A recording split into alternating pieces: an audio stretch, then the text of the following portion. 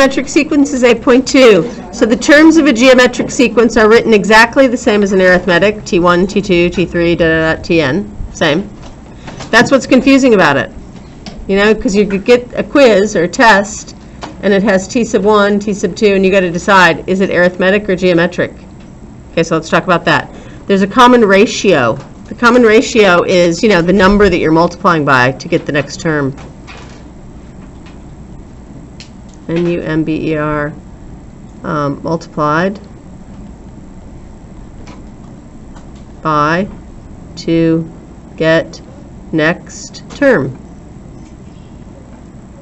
So in this one it says, determine which of the following sequences are geometric sequences, and for those which are geometric, state T1 and R.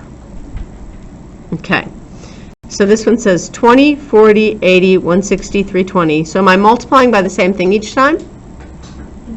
What am I multiplying by? 2. Okay? So I say yes. Whoops. Yes. What's the R? 2. And the T sub 1 is 20. You all right? This one, 8, 4, 2, 1, a half.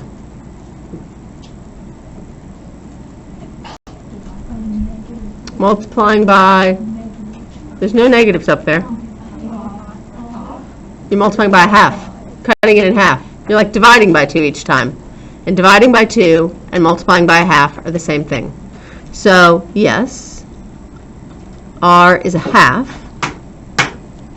So dividing is fine, you just have to convert it to multiplying. R is 2 and T sub 1 is 8. Okay, 3, negative 9, I might go over here for C, because it's just getting packed up. 3, negative 9, 27, negative 81. Yes? Yes. What are you multiplying? Oh my God. Yes, what are you multiplying by? Negative 3. You can see when it alternates signs that the R is going to be negative, right? Because it's a negative, then a negative times a negative is positive, then, right? So it's going to alternate signs. So alternating signs, so positive, negative, is an alternate sign. All right, so R is negative 3, and T sub 1 is 3. First digit. Okay, and how about D? 2, 4, 6, 8, 10? No. I'm adding 2 each time. And adding 2 is arithmetic, not geometric. I have to be multiplying by the same thing each time. Right. So this is, no, this is arithmetic. What's arithmetic again? Adding the same thing or subtracting the same thing each time. There's a common difference. The other geometric has a common ratio, common timesing. All right, so the recursive definition, I don't know if you remember that from arithmetic, but it was like, how do you get the next term? So to go from one term to the next, you just multiply by the common ratio and you get the next term. That leads me to a really good thing, that R is equal to T sub n plus 1 over T sub n. That's a better formula, because sometimes you're looking for R, and to get R, you take a term, and then you divide by the term in front of it, and that'll tell you what the common difference is.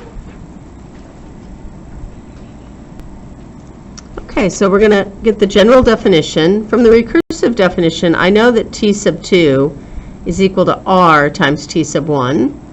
And I know T sub 3 is R times T sub 2. You get my point? I could write forever. And so I'm going to kind of take this and run with it. T sub 3 is really R times T sub 2, which is R T sub 1. You know what I mean? I took this and I put it in there. So that's just R squared T sub 1. So T sub 3 is R squared T sub 1. Let's do T sub 4. It is R, that R, times t sub 3. Well, that's t sub 3.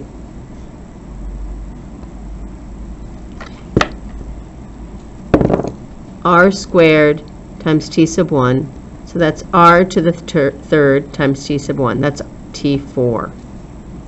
Okay, so all these things that I'm doing have t sub 1 in them. So the general definition, and this is the one that's on your formula sheet, is t sub n equals t sub 1, there, it's always in there, times by r to the, is it r to the n? 4, and that's a 3, and that's t sub 3, and that's a 2, and that's t sub 2, and that's a 1.